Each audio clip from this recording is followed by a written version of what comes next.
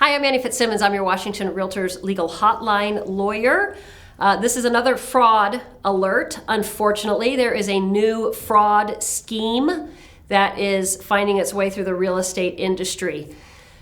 This fraud scheme was brought to my attention by brokers up on the Canadian border. Right now, we are seeing this fraud being enacted on Canadian citizens who own real estate in Washington.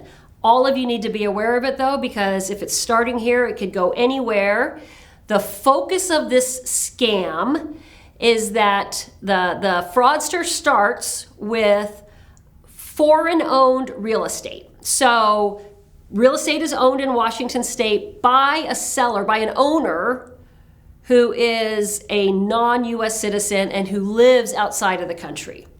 So far what we're seeing is Canadian residents, Canadian citizens owning real estate primarily in the Whatcom County area. Again, please, if you're not in Whatcom County, don't dismiss this because this could easily spread all over the state, all across the state. We have real estate owned by people who are not US citizens or US residents. Here's what it looks like. A person contacts a listing broker or a broker asking if the broker will help this person sell the real estate that they have here in Washington. They will say that and it comes in the form of an email communication first, but they do make a phone number available. What their story is that they purchased the property intending to use it, but then they, for whatever reason, had to move, in the cases so far, they had to move to the UK. They identify themselves as the seller of the property. They give information that makes it appear as though they're the seller of the property. In every case so far, the email address used by this fraudulent seller includes the property owner's name at Outlook.com. So when a real estate broker knows that they're communicating with a person who owns a property, it seems like it's really them because it's their name, the property owner's name at Outlook.com. So the fraudster has created that email address tailored specifically to this property. Listing broker gets the information from the seller, lists the property for sale, attracts a buyer. Buyer purchases the property from the seller, and then in a perfect world from the fraudster's perspective, the transaction closes. They give wire instructions for the settlement funds for the seller's proceeds to be wired into the fraudster's bank account, and that's a perfect scheme or scam from their perspective. The good news is I'm not aware of a single one of these transactions closing yet. There could be some that have closed that I'm not familiar with. There's a title company in Whatcom County who has helped bring this to my attention, and they said that they've caught at least 6 attempts. One of the attempts made it all the way through a purchase and sale agreement, but the title company figured it out and they refused to close the transaction. That's good. I'm glad that the buyer wasn't damaged by paying money for land that they didn't get. I'm glad the title company wasn't damaged by having to pay that buyer recovery of the funds that they paid to purchase the property.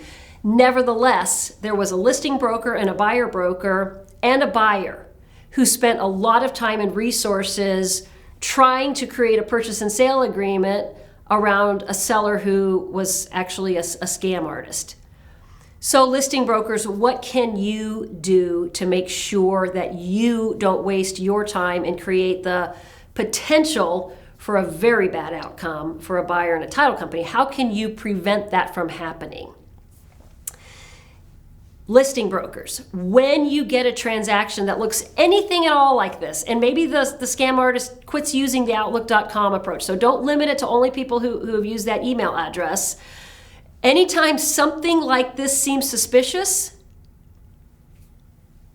put your title company on notice and then make your title company the fall guy.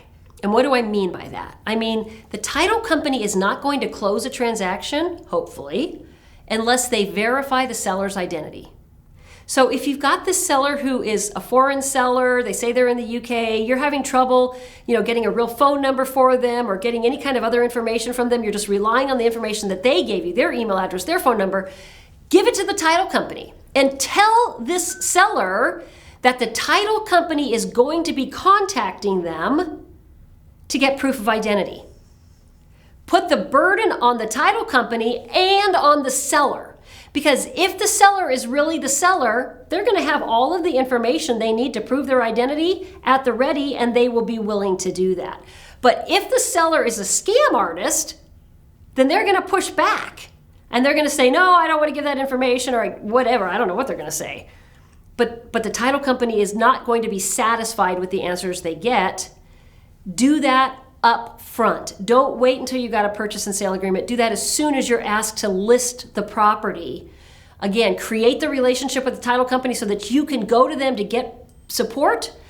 Guaranteed, they will pick up the ball and help you communicate with this alleged seller to determine what they need to verify identity. And if that seller is not forthcoming with information to prove their identity, don't list the property, because it's not going to close. It's going to be a scam.